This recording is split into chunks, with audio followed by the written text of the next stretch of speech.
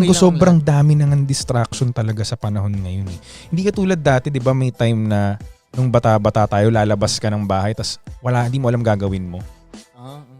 Ang dami mong oras mag-isip nun eh. Magagawa, 'di ba? Ang dami mong magagawang entertainment kasi nag-isip ka. Ngayon, yung mga tao napansin ko, pagkagising mo pa lang, yung phone mo na yung mag-iisip para sa iyo. Bubukas ka dun, siya ang magdidikta kung ano ang papanoorin mo. 'Di ba? Siya ang magdidikta kung anong gagawin mo sa araw na 'to. Nawawala yung connection mo sa sarili mo nga eh, napansin ko eh. Ang nangyayari, focused ka na ngayon sa mga desires mo na lang. Kasi nakikita mo lagi lahat ng desire mo sa cellphone. Nakabili na ng ganito si ganito. Nakuha na niya yung pangarap niya. Ang galing ni ganito, ang galing ni ganyan, di ba? Tapos, yun na, mababaliw-baliw ka na. Bakit ako?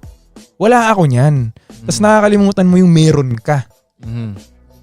Umabot ako sa point na yun, parang, pucha, ang dami mo nang meron, Frank. Tapos nag-iinarte ka pa rin araw-araw, hindi ka pa rin makatulog nang wala kang Lamborghini. Parang mukha ka ng tanga. Di ba? Mukha ka ng tanga niyan. Araw-araw, ang sarap naman talaga ng buhay mo. Pero dahil dun sa isang kotse na wala ka, nag-iinarte ka, hindi ka makatulog, para ang tanga. So, parang doon ko na-realize na, damn,